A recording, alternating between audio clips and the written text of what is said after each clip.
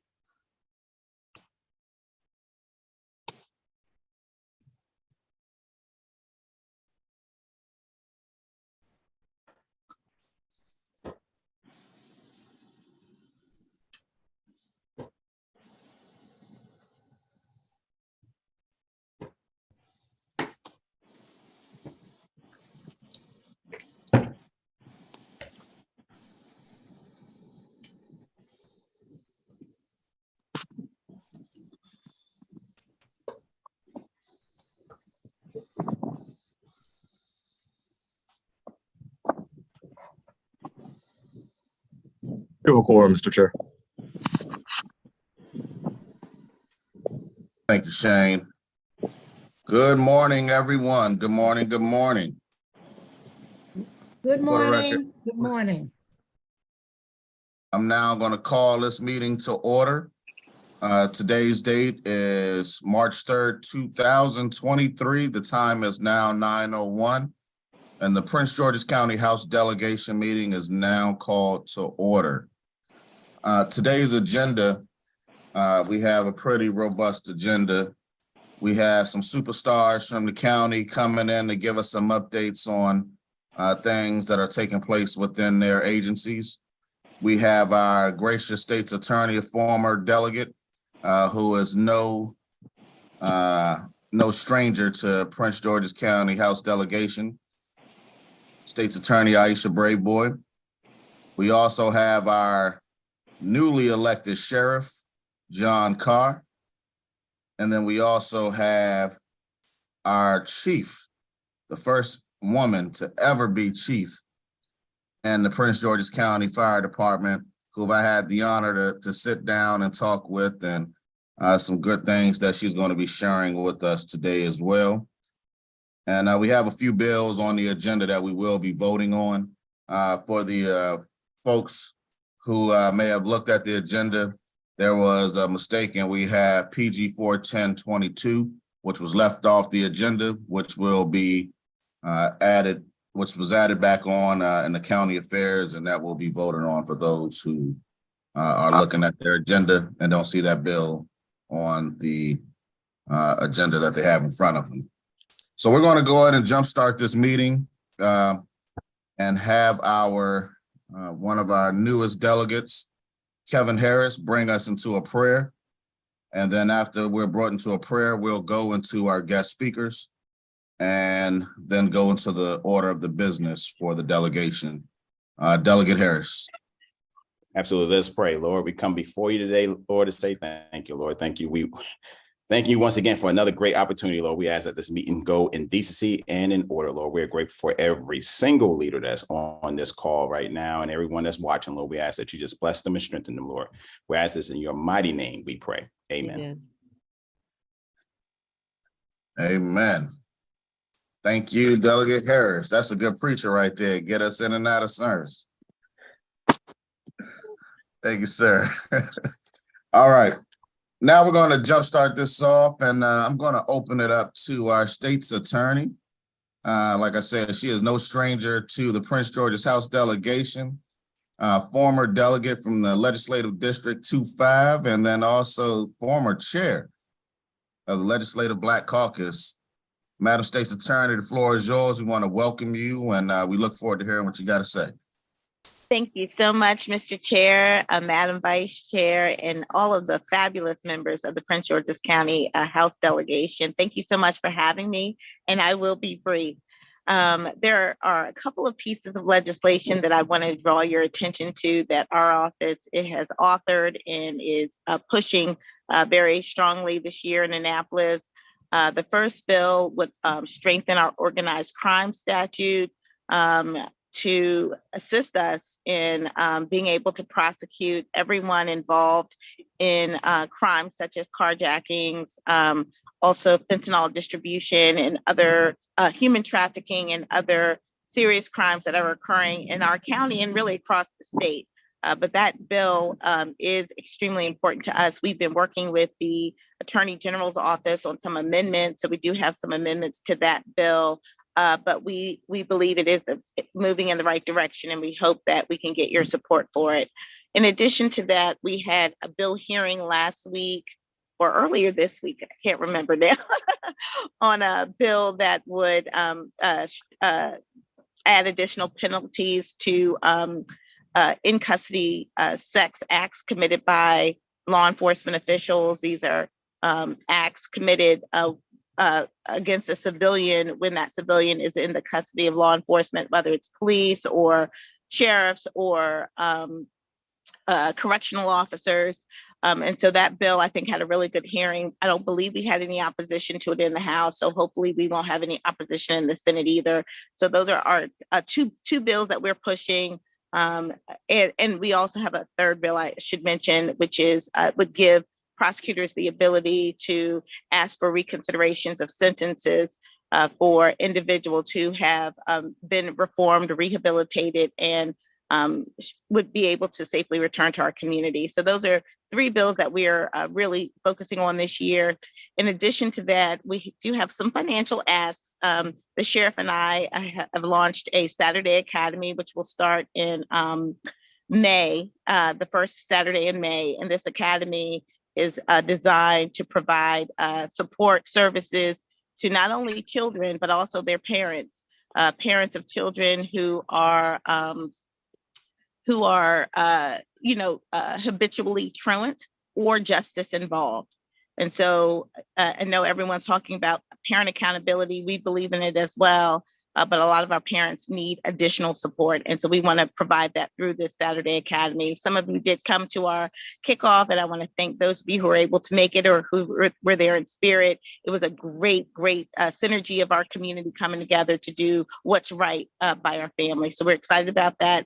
And lastly, just to let you know, last year, you all passed some important legislation dealing with young people, but there have been some unintended consequences that we have seen. Number one, the interrogation bill has been somewhat concerning for us as we work with our police partners to investigate, especially fentanyl overdoses in our school. A lot of times we're not getting information about who's supplying the drugs to our children because, again, they don't have to talk to us, and certainly they have the opportunity to have counsel, and oftentimes they're being instructed not to share information. And so unfortunately, that is an issue for us.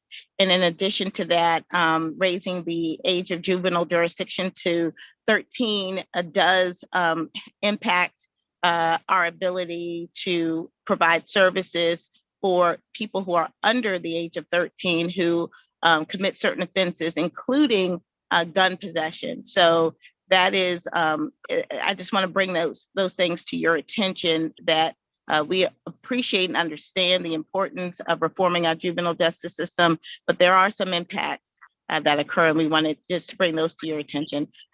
So thank you so much, and I'm happy to answer any questions at the appropriate time. Thank you, Madam State's Attorney. And now we're going to move forward to our newly minted Sheriff John Carr. And for all of the delegation members, we're going to hold all questions till the end of the presentations of all three, and then we'll ask from there. Sheriff Carr. We can't hear you.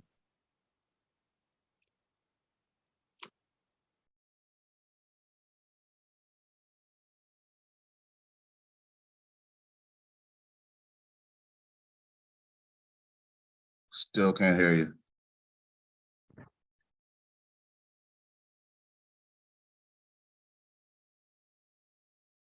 All right. While you work through those technical difficulties, Sheriff Carr, we're going to go to our fire chief and allow for her to give her presentation. And then when you figure that out and get it fixed, we'll bring you back in, and then we'll open it up for questions from the delegation. All right. Good morning, Mr. Chair, Vice Chair, and the delegation. As you already know, I'm Prince George's County's Fire and EMS Department's Fire Chief, Tiffany Green, and I'm Prince George's proud to lead this amazing organization.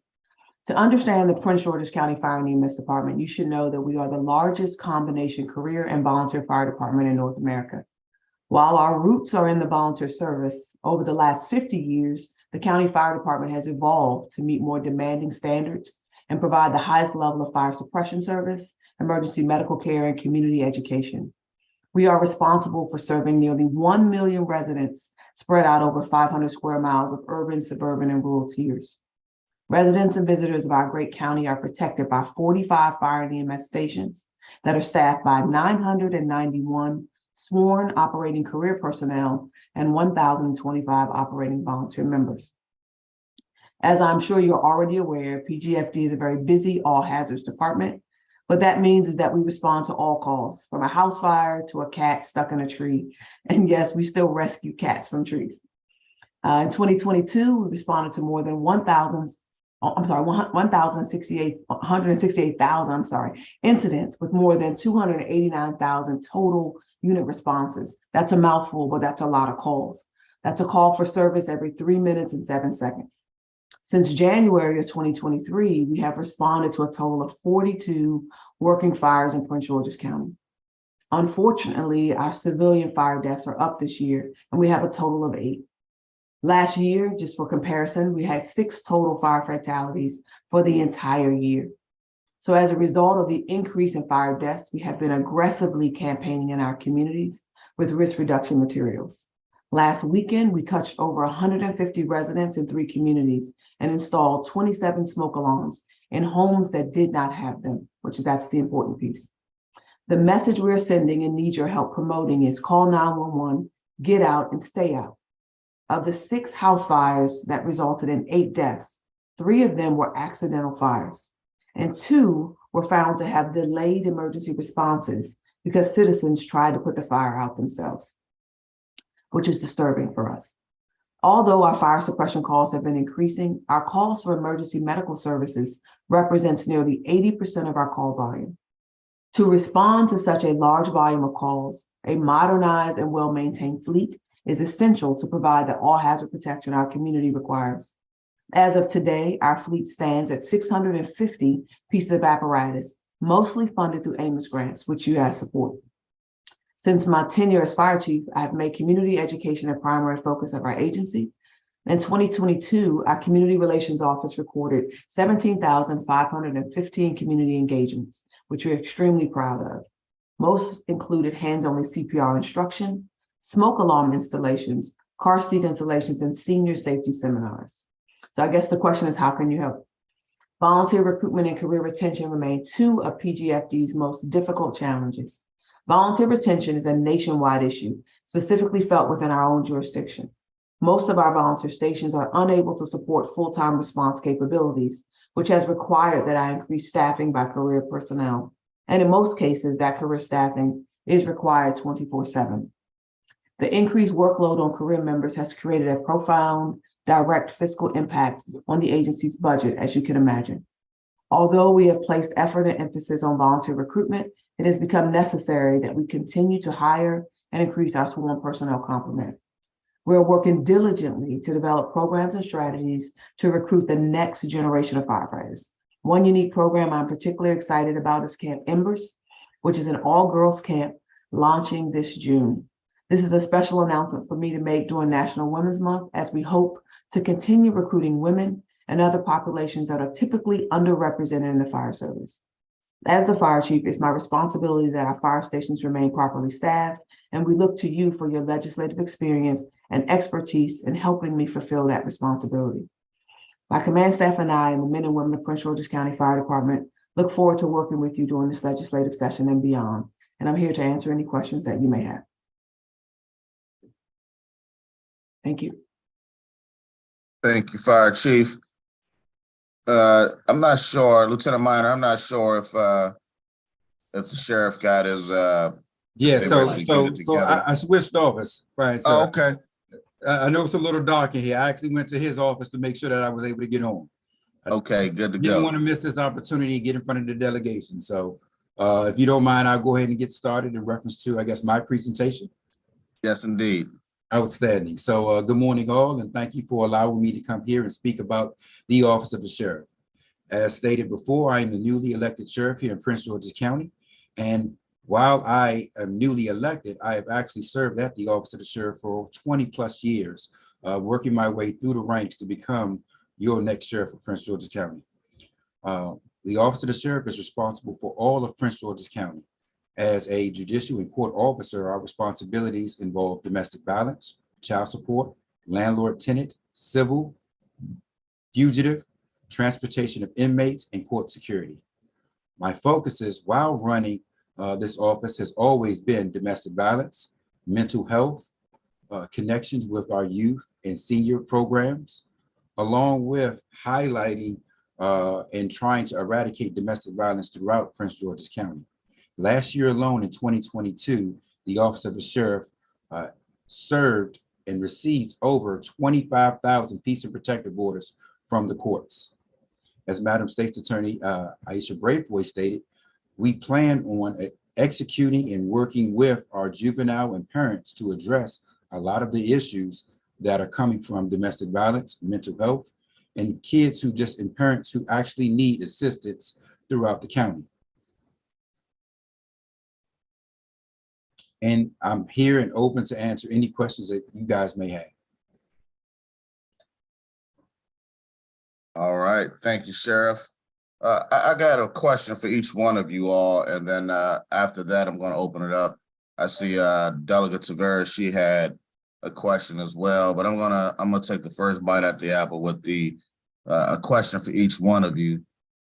And I'm going to start with Chief Green. You know, we had a pretty good conversation, Chief Green, about the firemen's organization and a lot of the back and forth that was going on with the volunteer firefighters and operating of their facilities. Is there, can you kind of fill everyone in on that in terms of the name change and the impact of that and how we are from the career firefighters managing a lot of the volunteer units throughout the county? Yes, so I'll be as brief as possible because I know this could be a lengthy conversation that many of you are probably familiar with. What Delegate Charles was referring to is last year, Senator Kagan urged the Maryland State Firemen's Association to join the nation in aligning with a proper name change that would take their name from Firemen's to Firefighters Association. The fire chiefs in this region, as well as the delegation here, supported this initiative and this name change. However, through we aggressively pushed them to do this. They went to vote in June of last year and voted not to change that name, which is very unfortunate. As you guys are aware, Prince George's County is the largest combination department in the world. So to have as many volunteers as we have and them not understanding that the name matters and representation matters was disheartening. We are hoping again that this year we can again persuade them to go down this path to change their name to something that's more representative for all groups. So we're hoping that it happens, but at this time it has not happened. It is still Maryland State Firemen's Association. As it relates to the volunteers, again, it's a constant change. I think that the bigger issue is, I think the perception for our volunteers is that they're being pushed out. They're not being pushed out. The fire service is evolving and changing. We have gone from a department that was primarily supported with volunteer firefighters to a department that now is supported primarily with career firefighters. And that's just the nature of just where we are in the world in 2023. We're still aggressively recruiting for volunteers. They're still a part of our organization and have a valid impact, but service has to be delivered. And we need to ensure that there is reliability with service. And that's why you see an increase in our career personnel. I think there's still a place for our volunteers in a combination department, and we support them as such. But the majority of our department is staffed currently with career firefighters at this time and is supplemented by our volunteer team. Did that answer a little bit of the questions? I'm sure I can answer more if anyone on the call has specific questions, but this is a lot.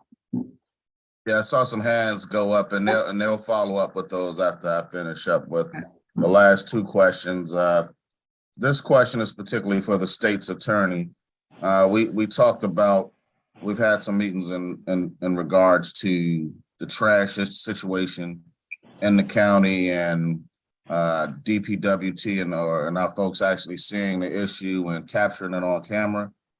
I want to make sure that we are collaboratively working together with the police department, the county exec's office, your office, so that we can start holding folks accountable for the dumping that's happening in our community. Do you have any update on any conversations on how we can move forward with a real strategic plan so we can see more beautification happening in our county and have more people scared to come into Prince George's and dump? Absolutely. I think a couple things that we are going to be working on with the police department is really how they're charging it. If they charge them by like a citation offense, it goes on a citation docket, and those dockets are not the best dockets to charge these types of offenses on. We need a statement of charges. We need to have the officers show up for their hearings, and also to provide us with discovery very early in the process so that we can meet our discovery obligations. So we will be working with the administration as well as the police department on really how to make those cases stronger, so that we can certainly hold people accountable. And we definitely have a team in our Office of Experienced Attorneys who stand ready to prosecute those cases. And for the community that's listening in, the county executive, I want to thank her for her efforts.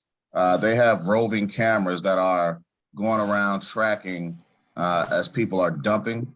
And so once that information is provided to the state's attorney, we will be going after these criminals dumping in our communities. So thank you, Madam State's Attorney, for working with the administration on that. And my final question before I go to the rest of the delegation is with you, Sheriff Carr. Before you were sworn in as sheriff, we had some conversations in terms of figuring out a way for you all to bring the jail under the sheriff's division of ownership. What do we need to do on our side?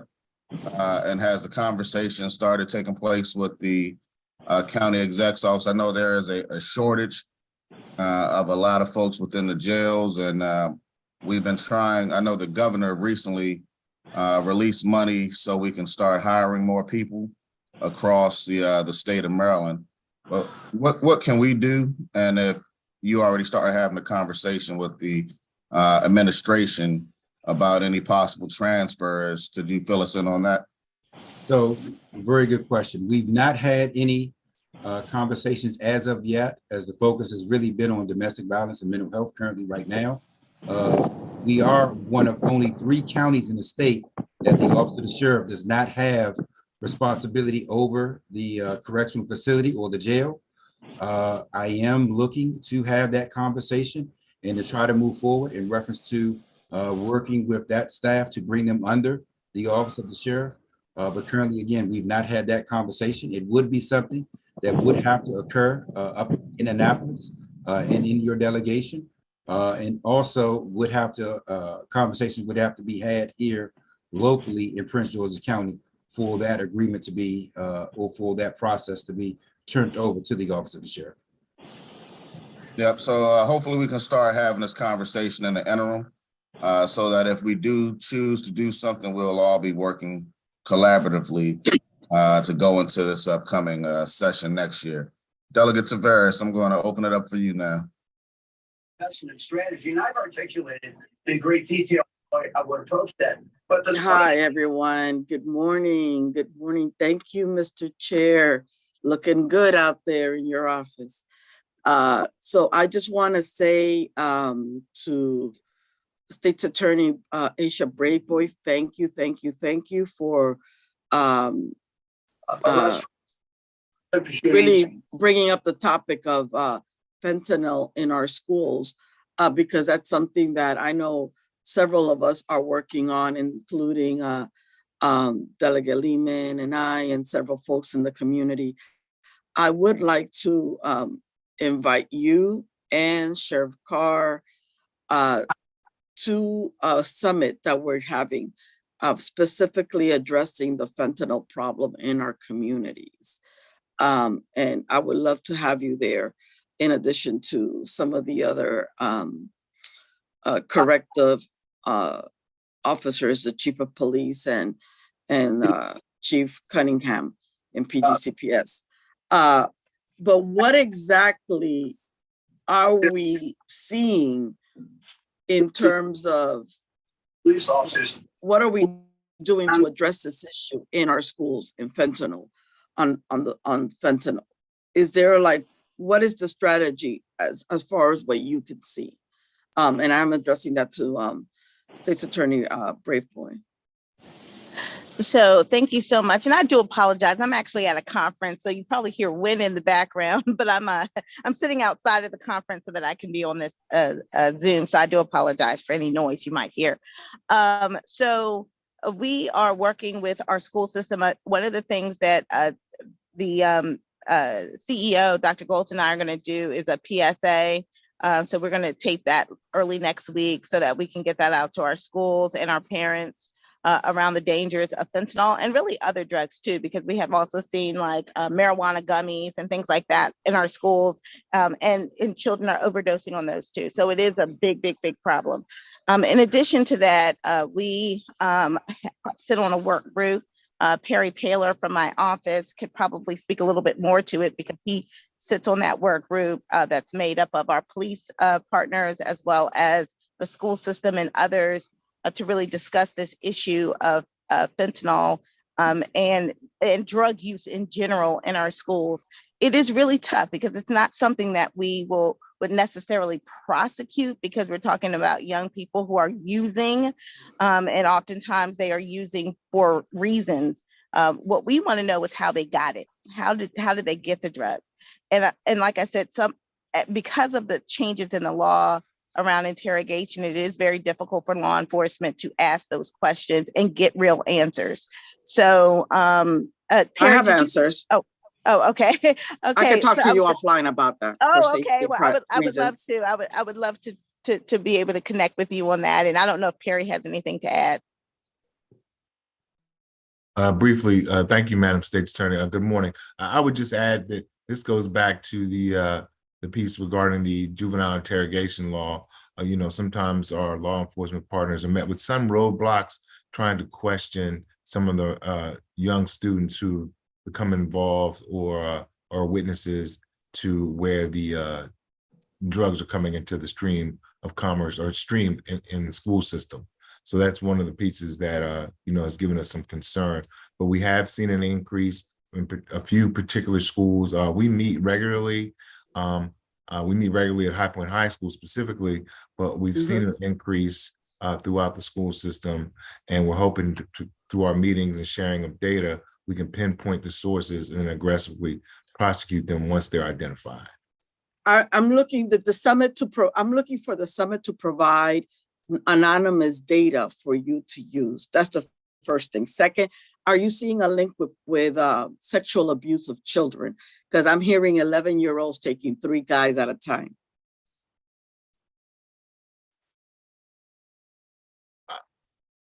I'm not familiar with that. We can't exclude that, but and then when you start talking about 11-year-olds, then obviously their peer group are those people that are under 13.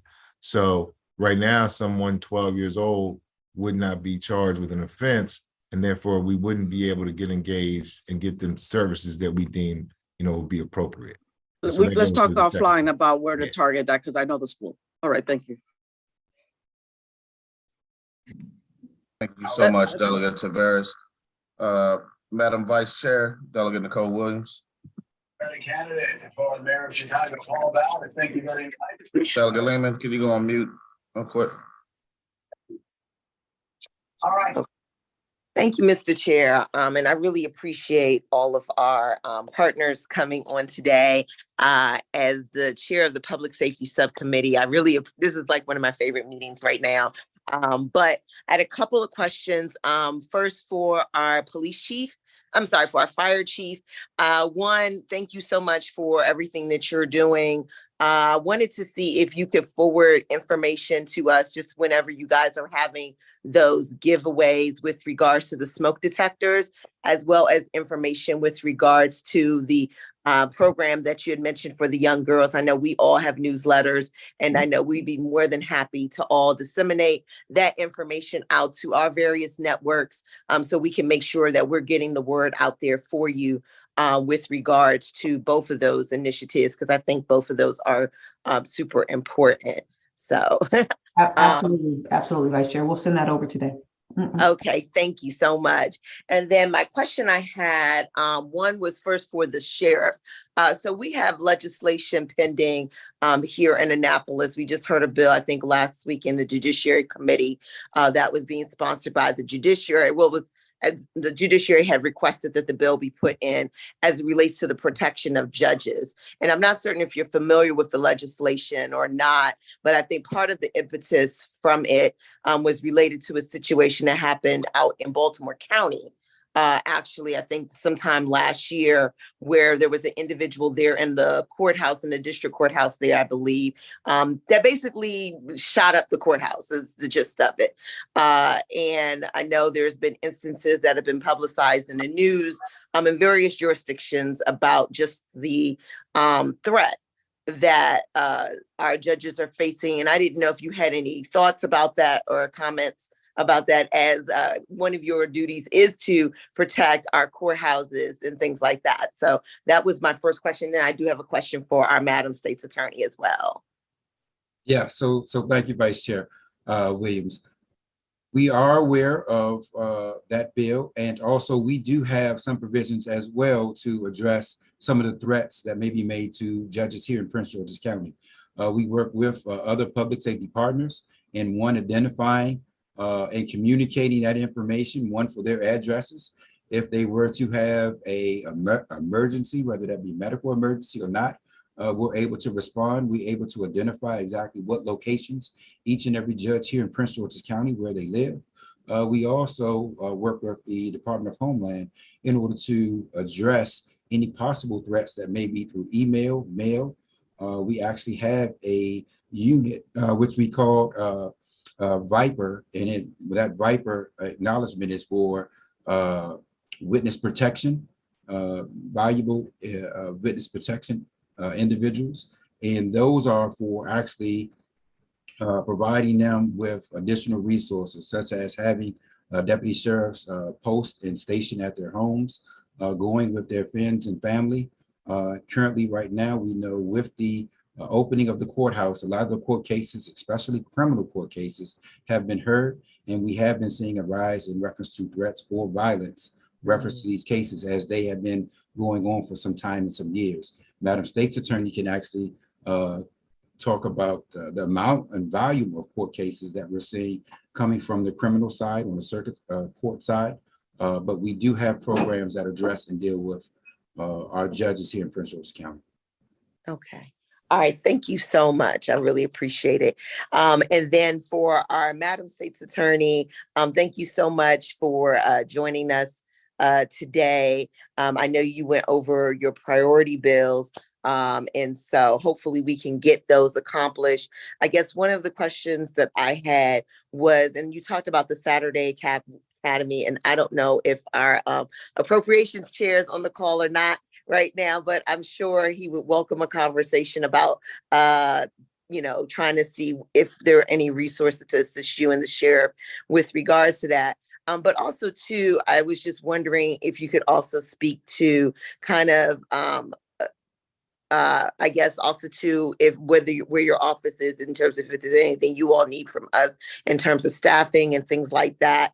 I know we have one of the largest, actually Prince George's County, the largest volume of cases, I think more so than our partners in Baltimore City and in Montgomery County. And I know what the strain that probably puts on your assistant state's attorneys. And I know that's always been over the years, just a need for more assistant state's attorneys just to deal with the sheer volume. And as the sheriff said, as now we're opening back up, how that volume is now increasing. So I don't know if you wanted to share any thoughts about that. Well, thank you so much, Delegate, for those questions. So on the first one, question about our Saturday Justice Academy, absolutely. I think we've met with a few of you one-on-one, and I think we had a meeting scheduled with the Appropriations Chair, our own Delegate Ben Barnes, but we weren't able to move forward on that day. So I think we are in the process of getting that rescheduled, and any assistance that can be provided, we would appreciate. With respect to our staff, absolutely, we need additional, not only attorneys, but one of the things that we offer as a service is services to our victims of crime. And there is a Victims' Bill of Rights that really prescribes how State's Attorney's Office must interact with victims. And so as our volume increases, the number of victims increase as well. And so we need additional victim witness coordinators along with support staff and our attorneys. We are working right now with the administration. They are proposing, I believe, 6 new attorney positions for our office this year. We think we need a few more, but I mean, that's a good start. And so we're grateful for that. One of the concerns that we have with respect to positions that we may get through grants is that those positions are not as attractive as the general fund positions, because those individuals aren't, they don't get the same level of benefits. They're not accruing a pension or leave and things like that. We do pay for their health care, so that's a benefit, but for the most part, people would prefer to be on the general fund. And so really increasing our complement is where we need to be. And pointing out the fact that we are the busiest office. While Baltimore City may have more criminal cases, we have a lot more traffic cases because we have more drivers on our roads. And so the DUIs and other traffic cases are significant in Prince George's County, and that takes up a lot of our time. There's a lot of evidence collection that has to be done with those cases. So we are extremely busy. Baltimore City has an authorized strength of about like 200, I think, attorneys. We're at close to 100. And so we certainly need to really rethink how we staff the state's attorney's office. We do ourselves a disservice if we don't properly staff all law enforcement offices, including the state's attorney's office. So thank you for that. And we're happy to talk about ways in which the state could potentially help. Thank you. Thank you. And I'm done. Delegate Williams. All right, thank you so much, Madam Vice Chair. Delegate Lehman. Thank you, Mr. Chairman, and thank you to the whole public safety team and the great work you're doing to keep our county safe. So I have a couple questions for Chief Green. We, have had a combined career volunteer fire service for many, many, many years, probably a century. I know the volunteers go back a century, and more recently, obviously, in recent decades, at least the career force has grown significantly. I thought I heard you say at the end of your report that career firefighters now outnumber volunteers, which really took me by surprise, since during my 8 years on the council, volunteers outnumbered career firefighters something like 1.5 or 2 to 1, or maybe even better. When did I misunderstand you, or when and how did that number change that quickly? No, so I think a lot of it is a result of COVID. What we saw during COVID is that we lost a lot of our volunteer force. A lot of them, again, working from home, unable to come in and volunteer, and just quite honestly, just what was going on with the fear as it results around surrounding how we were contracting COVID and how we were transmitting it. We saw a drastic decrease in participation as a result of that, but that's nationwide. That's not just Prince George's County. And now what we're seeing now is the demands on people's lives is affecting whether or not they're able to volunteer within their community. When I look at the amount of volunteers that I have, over 1,025 on the books, operating and actually running calls is less than 500. I have 991 sworn career members at this time. So it's actually changed. And then I'm sorry. Slightly more on the books of volunteers, but if you're talking about the ones that go out on calls, Yes, and that's important. That's important to record, because we can have a bunch of volunteers on the roster, but what I need is active volunteers that are actually serving the community. And that's what we're tracking now, the amount of volunteers that are actually operating or serving in an administrative capacity that's assisting the department with service delivery. Right. Okay. Well, thank you for that clarification. My other question, though, is, which I just had the opportunity, because I represent Anne Arundel County in the legislature as well, and just got off that delegation call, and we actually had Chief Wolford on that call. Yes. And you're both doing great work. It's wonderful to see women fire chiefs stepping up and leading. So congratulations on that front.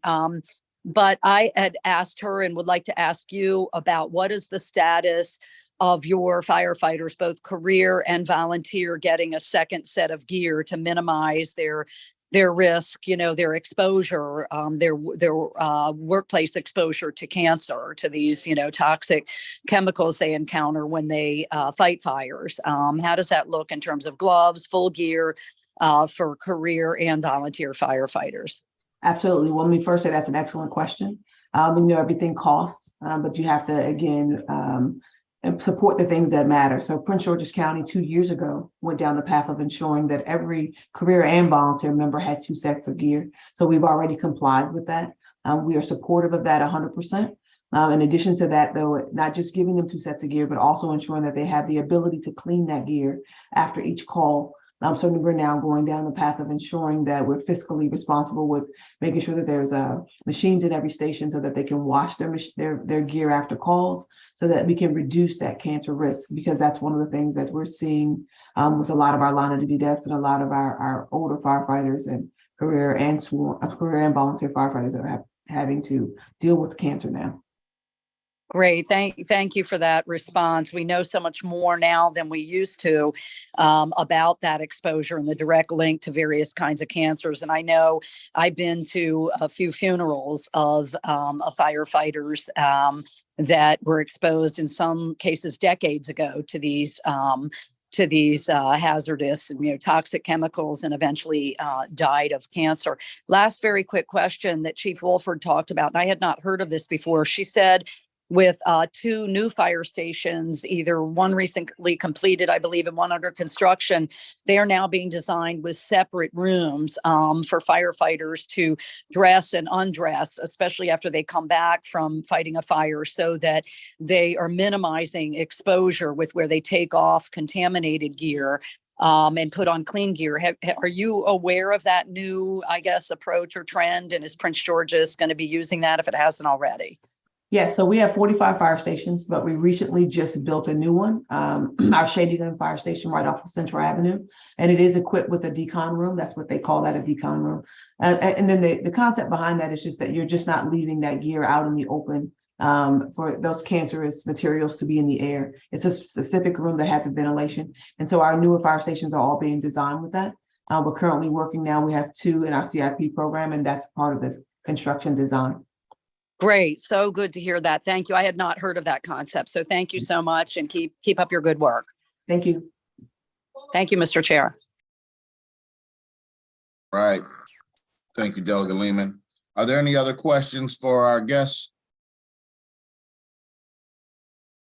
If there are any questions, please raise your hand with the hand raising function, and you will be called on.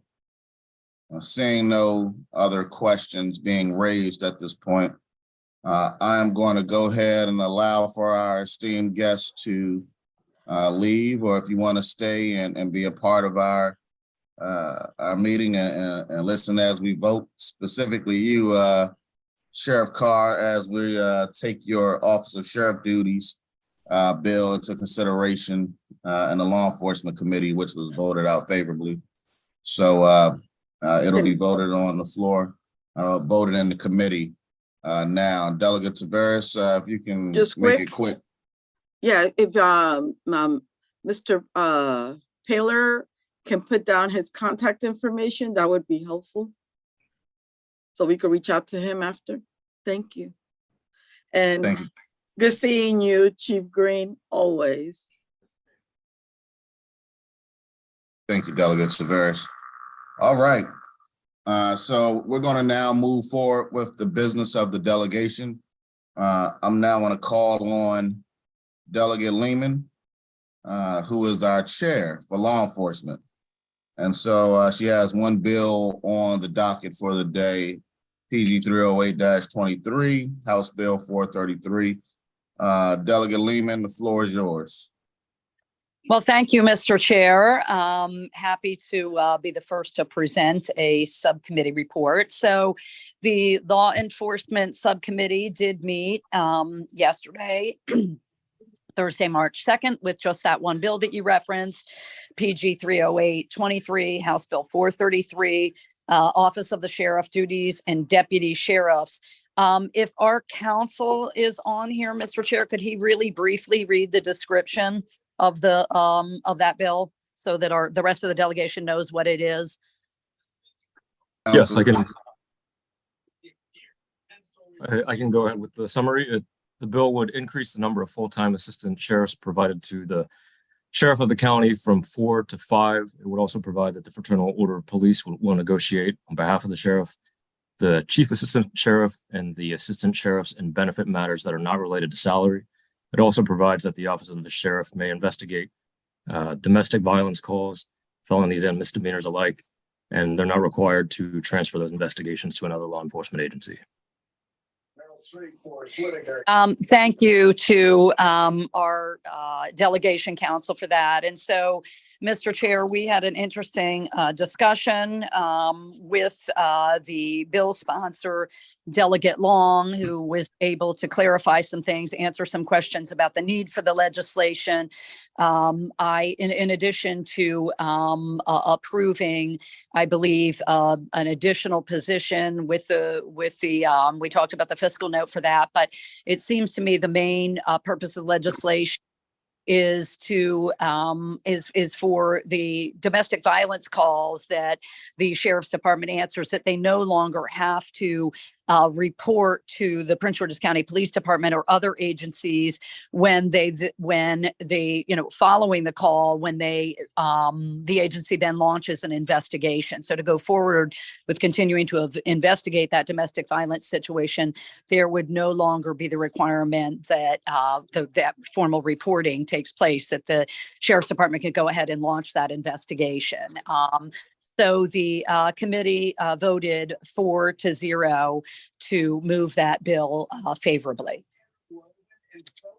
I'd like to move favorable. So Delegate Ivy made a motion favorable. Is there a second? Second. Okay, motion favorable and a second. Any discussion, any questions? I do not see any hands, I don't think, Mr. Chairman. I do not see any hands raised. Roll If call, there- Tasha. Austin, Delegate Austin, Aye. Delegate Ben Barnes, Yes. Delegate Darrell Barnes, Illustrate that this is going to affect people's lives in ways that they. Delegate Boafo, Prepared to look. You're right. Delegate Fennell, Yes. Delegate Harris, Yes. Delegate Harrison, Yes. Delegate Healy, Aye. Delegate Holmes, Aye. Delegate Ivy, Yes. Delegate Lehman, Yes. Delegate Lewis, Yeah, that's what we were trying to do. I think At the end of the Delegate Long, no, this is entertainment, and I don't think. Delegate Martinez, Aye. If I don't get them to care. Delegate Pena Melnick, Yes. Delegate Taylor, I vote aye. Delegate Taveras, I vote aye. Delegate Toles, Yes. Delegate Turner, Yes. Delegate Valderrama, Aye. Delegate Williams, Aye. Delegate Woods, Aye. Delegate Darrell Barnes, Yes, I love. Delegate Buafo, It's done by himself. Delegate Charles, Aye. Sounds like the bill passes favorably. Mr. Chair, that concludes the meeting of the Law Enforcement Subcommittee. I want to thank the subcommittee for the great work it has done this session. And as of right now, we do not have any more pending business. So we do not have plans to meet next Thursday. If something changes, certainly members should look for that, look for an announcement about that, look on the website. The listening public should check our website. But right now, the Law Enforcement Subcommittee does not have any more bills to consider for this session. Thank you. Thank you so much, Delegate Lehman, and thank you so much to the Law Enforcement Committee for all of your hard work getting these bills out. We got all of the alcohol bills out in enough time to get the letters of support over to ECM. And we got this bill out finally, so thank you all, and looking forward to getting through the rest of the session.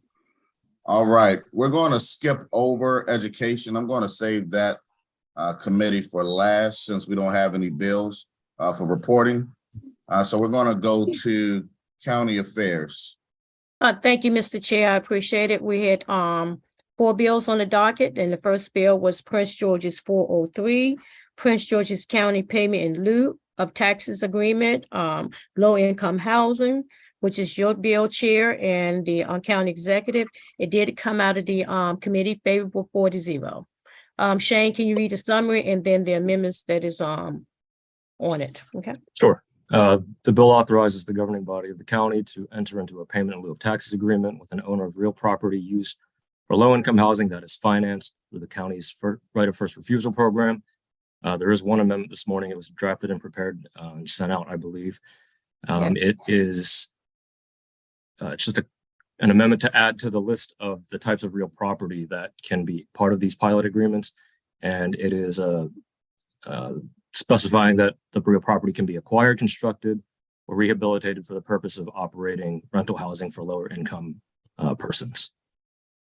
Thank you, Shane. We need a motion to move the amendment. To move the amendment. Second. Okay. All in favor? Aye. Aye. Okay. Is there a motion to move the bill? So moved. Is there a second? Okay. Second. Any discussion? Having none, Tasha, can you do the roll call? Delegate Austin, Aye. Delegate Ben Barnes, Yes. Delegate Darrell Barnes, Delegate Buafo, Aye. Delegate Fennell, Aye. Delegate Harris, Aye. Delegate Harrison, Aye. Delegate Healy, Aye. Delegate Holmes, Aye. Delegate Ivy, Yes. Delegate Lehman, Aye. Delegate Lewis, Delegate Long, Delegate Martinez, Aye. Delegate Pena Melnick, Yes. Delegate Taylor, Aye. Delegate Taveras, Delegate Toles, Aye. Delegate Turner, Aye. Delegate Valderrama, Aye. Delegate Williams, Delegate Woods, Aye. Delegate Charles, Aye. Okay. Tasha, what's the vote count on that? The bill? 18.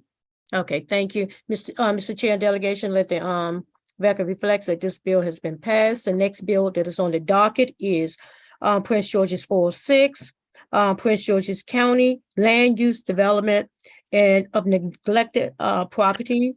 This came out of the committee favorable with amendments 5-0, and we received a positive AG opinion. Shane, can you read the summary of the bill, please? The bill as amended provides that the county may exercise powers of eminent domain on neglected commercial, industrial, residential, or non-residential property in an area that has been designated as a transit-oriented development and is located in a business development district. The neglected property obtained under the bill has to be developed or redeveloped for an economic development purpose in the county, and just compensation has to be provided in accordance with eminent domain law. Thank you. Go ahead. Sure. So, there are two amendments as mentioned. The one amendment just added that residential property would be part of the definition of neglected property. And then the other second amendment would be to clarify that the purple line would be part of a transit-oriented development. Thank you. Second. Okay. Any discussion? If none, all in favor? Excuse me? All in favor? Aye. Okay, the ayes have it. Okay, There's discussion. is there any discussion? Who is it? Delegate Tavares. Who is it? Delegate Austin. Okay, Delegate Austin. Okay, Delegate Austin. Yes, I just have a question about the bill, and maybe specifically for this amendment. How long would a property have to be considered vacant or abandoned before the county could exercise this right? Delegate Tavares, are you there? Shane? This is not, it could be a multitude of, it could be blighted, it could be a multitude of dilapidated statuses, and that would have to go through a proper court procedure with, as Shane mentioned, in the proper eminent domain procedure. Okay, thank you. I just wanted to make a clarification. It's business development is a business improvement district, not business development district. It was just a technical correction to the bill. Thank you, Delegate. I see we have Kim Taylor.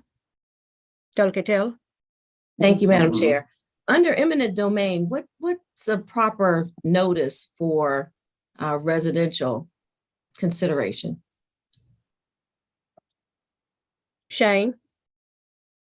I would need to look into that. I'm not 100% sure about that. Okay.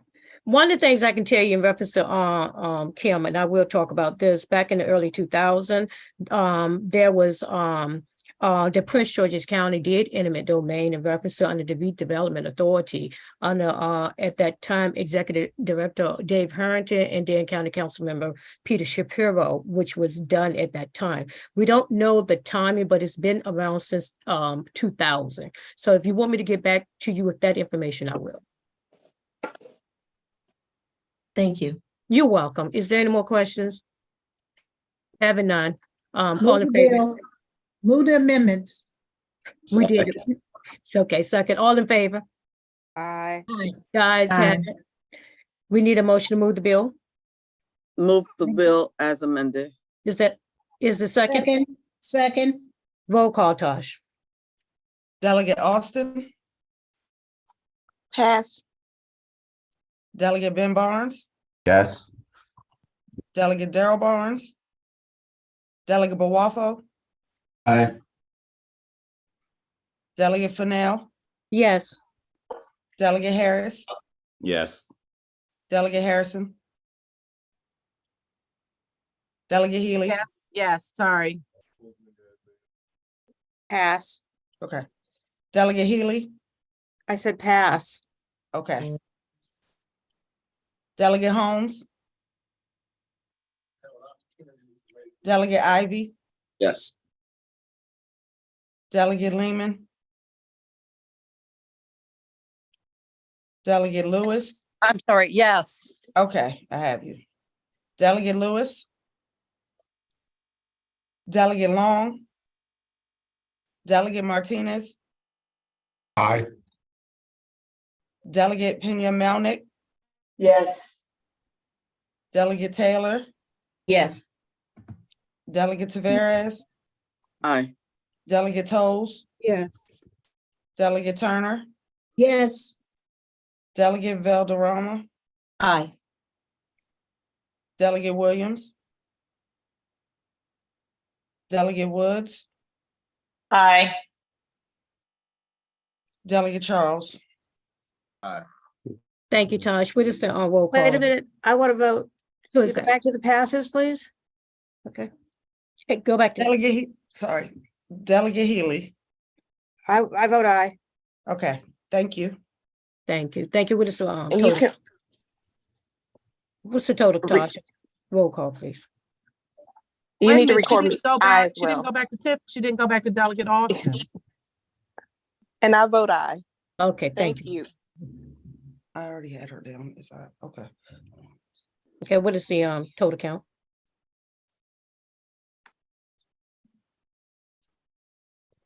Thank you.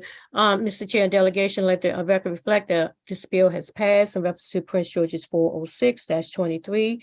We will now go down to Prince George's 410 in reference to Forest Heights Urban Renewal Authority for blight clearance.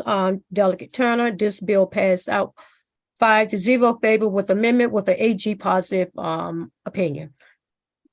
Shane, can you read the summary of the bill?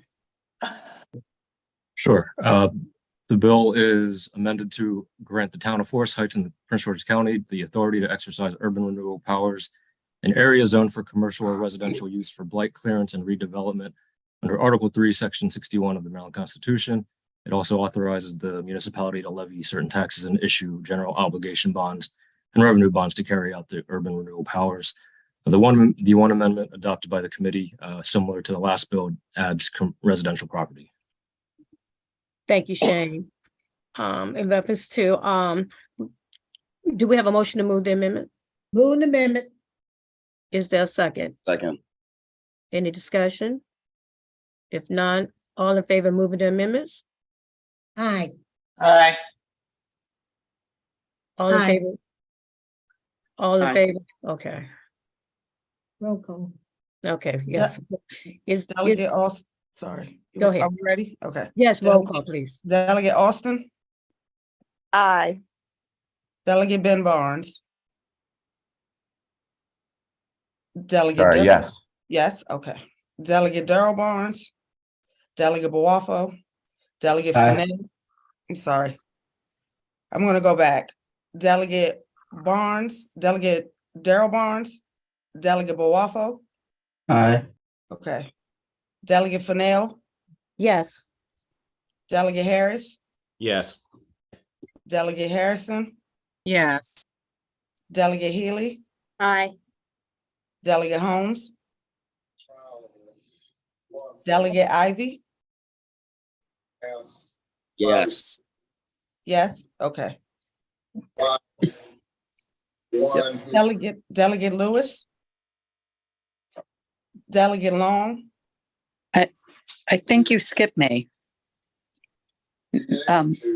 Hello? no, okay, I'm gonna start back from Delegate Ivy to Delegate Lehman. Delegate Lewis, Yes, I vote yes. okay. Delegate Lewis, Delegate Long, Delegate Martinez, Aye. Delegate Pena Melnick, Yes. Delegate Taylor, I vote aye.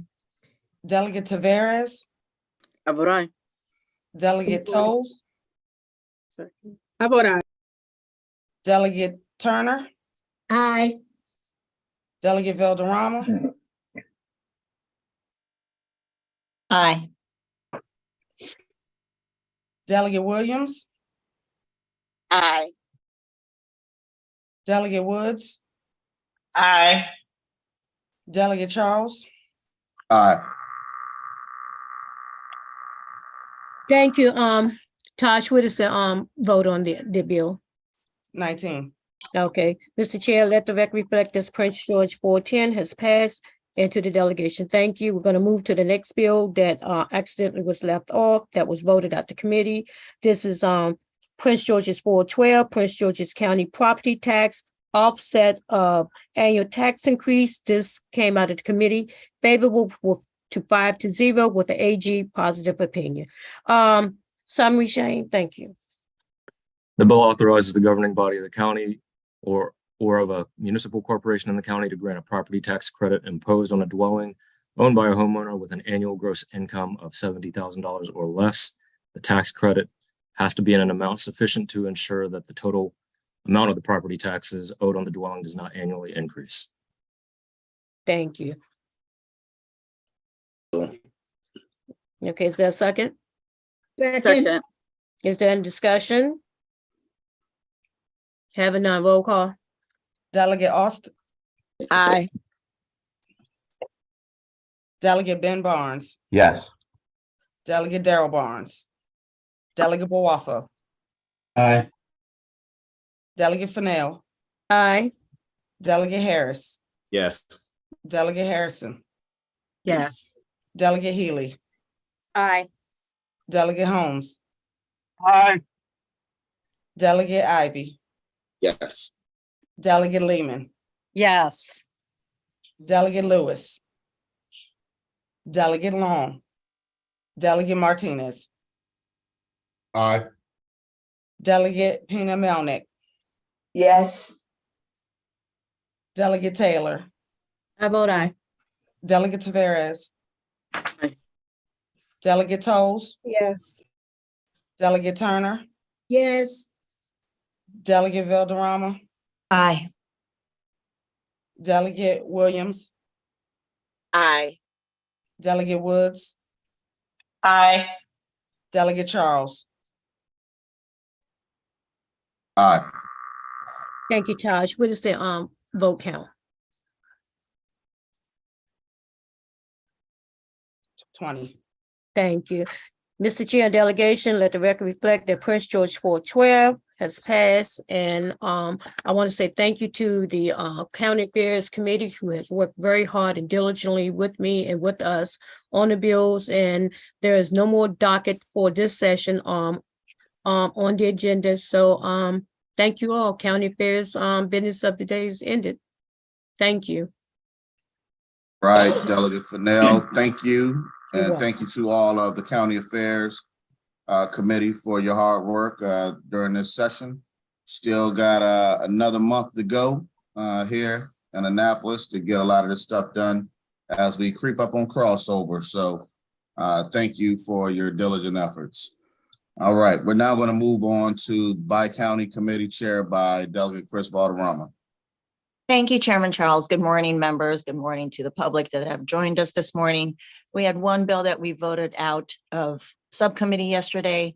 That is MCPG 10323, House Bill 797, which is the Maryland Park and Planning Collective Bargaining Agreement Implementation Dispute Arbitration. The bill authorizes when there's already a collective bargaining agreement in place that either party to the agreement for Maryland Park and Planning employees to declare an impasse and request the services of a mediator arbitrator. And the parties may jointly request a mediator arbitrator at any time without declaring an impasse. That's basically what the bill does. It was moved out of Montgomery County favorable as amended and came over to us, and we moved it out favorably as it came in. Move the bill. Second. There's been a motion and a second. Latasha, roll call. Delegate Austin, Aye. Delegate Ben Barnes, Yes. Delegate Daryl Barnes, Delegate Bowafo, Aye. Delegate Fennell, Delegate Harris, Yes. Delegate Harrison, I vote aye. Delegate Healy, Aye. Delegate Holmes, Aye.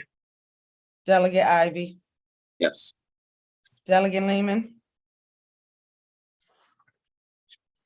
Delegate Lewis, Delegate Long, Delegate Martinez, Aye. Delegate Pena Melnick, Yes. Delegate Taylor, I vote aye. Delegate Taveras, I vote aye. Delegate Toles, Aye. Delegate Turner, Aye. Delegate Valderrama, Aye. Delegate Williams, Aye. Delegate Woods, Aye. Delegate Charles, Aye. Ms. Coleman, could I be recorded, please? Delegate Lehman. I vote aye. Thank you. You're welcome. The bill passes with majority of the delegation, Chairman Charles. I do have a question for our council. We did have a bill that was special ordered in full delegation a week ago, and I noticed it's not on the agenda, of no fault of anybody. My staffer wanted to confer with me, but I was out of the office for a significant amount of time yesterday for a funeral. So to get back to the subject, we have MCPG 109, and I wanted to verify with Shane if it is possible to have that up today, since it was special ordered a week ago. That would be fine. Okay, so to refresh the delegation's memory, 10923 House Bill 1009 is the Maryland Park and Planning Commission members, and our subcommittee by county moved it out with amendment. Shane, if you have that in front of you, I'd appreciate it if you could bring that forth.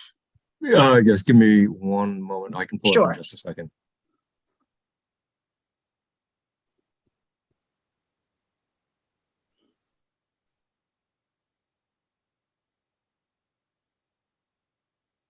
Okay, so just recap, this is Maryland National Capital Park and Planning Commission members MC/PG 109-23. The bill was originally sponsored by Delegate Foley. It came from the Bi-County Committee favorable with amendments. So Montgomery County amended the bill originally, and some of the amendments of theirs were struck from Bi-County Committee. So as amended by Bi-County Committee, the bill repeals a requirement that not more than 3 of the 5 members of each county appointed to the Parks and Planning Commission be of the same political party. The County Council of Montgomery County and the County Executive of Prince George's County are also required to consider certain diversity needs when making appointments to the commission. And the amendment that was struck from Montgomery County basically specified that if the county executives of each county in a general election received 80% or more of the votes, then the restriction would have been that 4 members of the commission from each county could have been of the same political party. That language was struck. Thank you, Shane. So we had brought this forth last week, favorable as amended out of our Bi-County subcommittee, and I wanted to bring that back up now for a vote. Is there a motion? Do we have to vote on the amendment or anything? Yes, there should be a vote on the amendments. Well, I believe we did that last week. Did we not? Because we were trying to move it out last week, but then there was a request for a special order. You're the council, Apologies, we can Madam do Chair, I it. don't recall. What? Say that again? I missed it. I was saying I don't recall if there was a vote on the amendments. I defer to the Madam Chair on this matter. All right, well, we will start from the beginning and we'll go with the roll call on the amendment then. Shane, thank you. Yeah, And there's discussion on the bill, I see from Delegate Lehman. On the bill, Delegate Lehman? Yeah, thank you. Chair Valderrama, could you clarify again about the issue back and forth with Montgomery? Did we get that resolved with the Montgomery delegation? Yes, we not? did. And the chair of Montgomery County said it was fine to move as we felt needed. Okay, thank you. I know that was a back and forth conversation for several weeks. So thank you for that clarification. You're welcome. Amendment So Shane, approved. we can proceed. Yeah.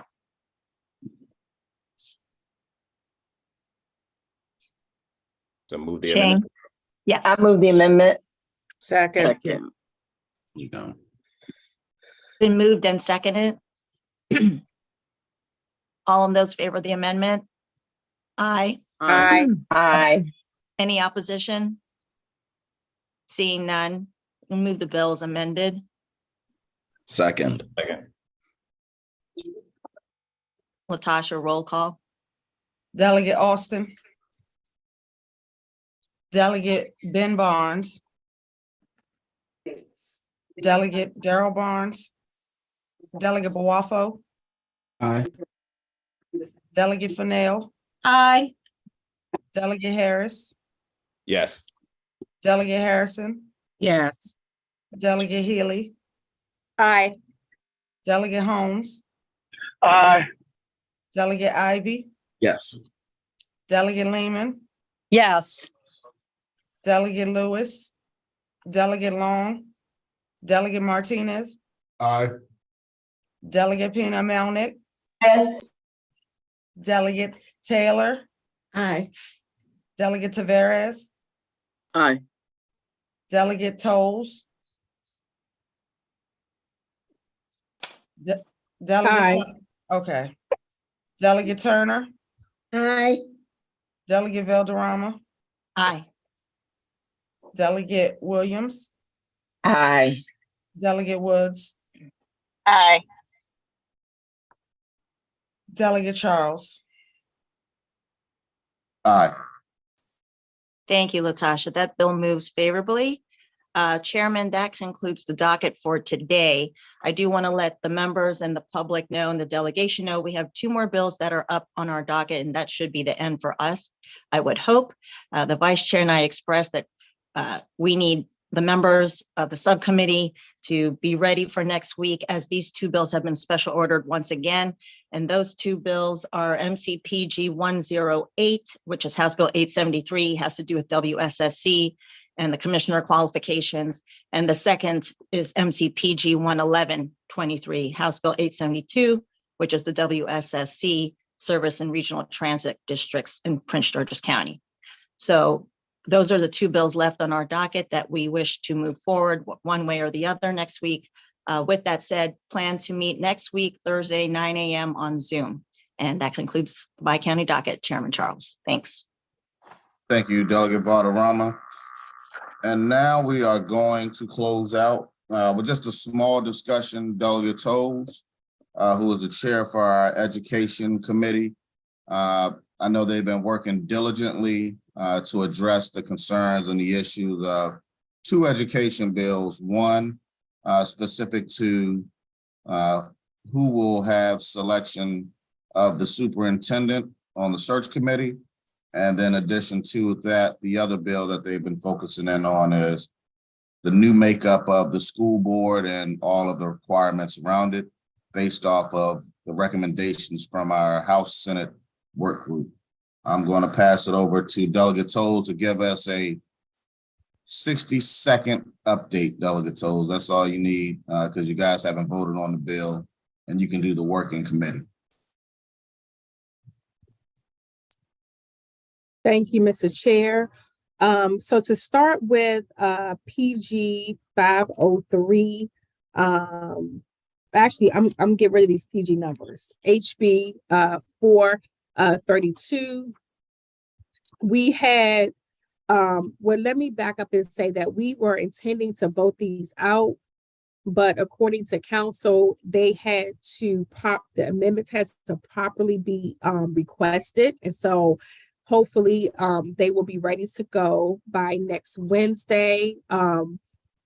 Chairman Charles, we are waiting. We did hold 432. We're waiting on 2 amendments that you may have. So we didn't want to move that bill without including your amendments. So we held that. We did move amendment that Vice Chair Lewis had, and that's from CEO to superintendent. So that is already taken care of. And then for PG, these PG bills, excuse me one second.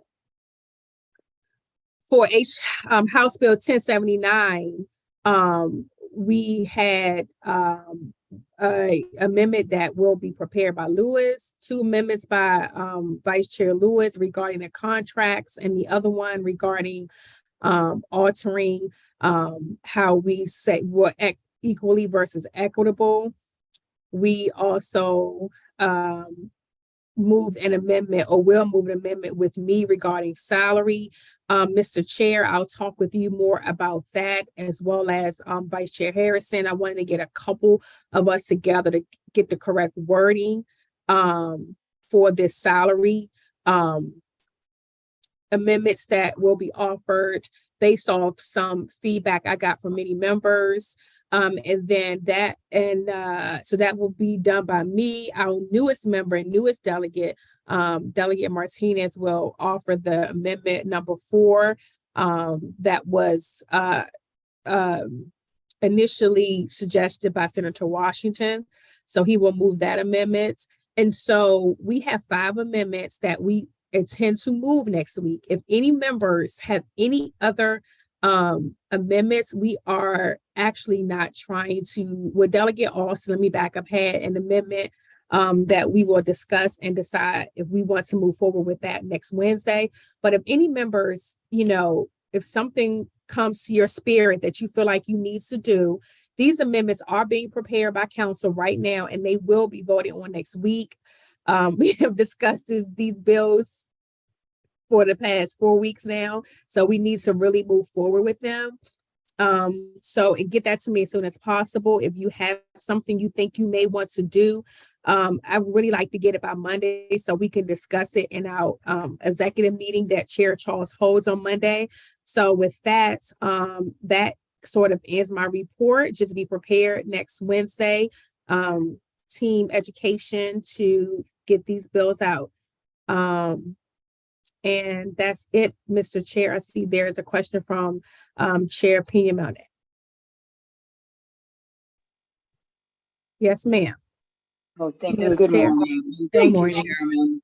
Thank you for your hard work and the committee. We really appreciate all your efforts.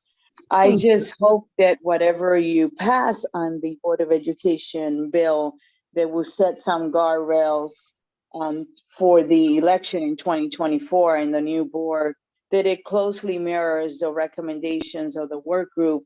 I must say in a very humble way that I personally, with a couple others from the delegation, spent many time in the community and different groups in the summer and the fall, coming up with those recommendations. Mhm. The original bill, again, humbly, I was the one that led it in order to get the bill through the House and the Senate to bring us back to an all-elected board. As you know, in the past, we have passed the bills and they failed the Senate. So it's a delicate process, which is why I pray that whatever you recommend is very closely the recommendations, mirrors the recommendations that the work group came out with, because we did so much work. It was so much negotiation in order to get us to consensus. So I look forward to seeing what the product is. Thank you. You're welcome. Yes, Madam Chair. That is pretty much the sentiment of the committee. Because we had many more amendments that was coming our way, and if we kind of wanted to not change it too much. So I hope that's helpful. And I don't mind once we decide Wednesday what we're doing. Like I said, the very minimum. I will be happy to share that with you. Thank you very much. I appreciate it, because then the risk is that it won't pass the Senate. I just, there's just a lot of history there. So thank you for the consideration. You're welcome. Thank you. Thank you, Mr. Chair. I don't see any more questions, so that concludes my report. All right, thank you, Delegate Toles. And before we go to an adjournment, obviously we have to be on the floor at 11 o'clock today. I do want to, welcome one of our newest members of the delegation. He started last week, and so now this is his first official full delegation meeting. We have Delegate Ashanti Martinez, and he has come in to replace one of our good colleagues who decided he wanted to leave us and go to the Senate. We all know the House is better. And so, Ashanti, you're walking into a great house and a great delegation. So I want to welcome you and give you an opportunity to address the committee and address the public. Well, thank you so much, Chair Charles. I just want to thank everyone for the very warm welcome. I officially was sworn in on day 45, which is the halfway mark, but we've definitely hit the ground running. And I just really appreciate all of the advice, all of the counsel that everyone has been giving me. Particularly, I want to shout out my seatmate in committee, Jamila Woods. She's been particularly helpful, and I'm just so grateful for everyone and look forward to serving many years with everyone. So. Ashanti, do you want to give folks your email address? Did they give you that yet? Do you have an email address yet? They do. So I believe it's like standard house email. So Ashanti.Martinez@state.something or another. State.md. But for folks that want to reach me out in the public, because I know this is being live streamed, you can just search my name. You'll be able to find the link to my office. My chief of staff is Derek Blackwell. He's a Bowie State graduate, Prince George's County alum of our public schools and a son of the county, and we're here to serve. So. Thank you, Delegate Martinez, and we welcome you and looking forward to some of the great things that you're going to contribute to the delegation for Prince George's County and to the state of Maryland. So with that being said, the time is now 10:25. We've got through a lot of work today. Tasha, who do we have on the schedule that will be presenting to us next week?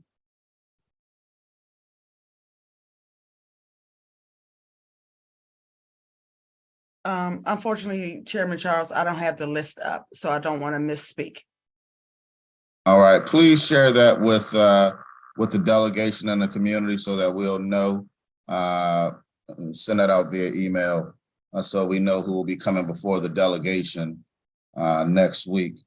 With that, I'm going to ask for a motion to adjourn. So moved. Second. Moved and properly second. Thank you, everybody, so much. I will see you all on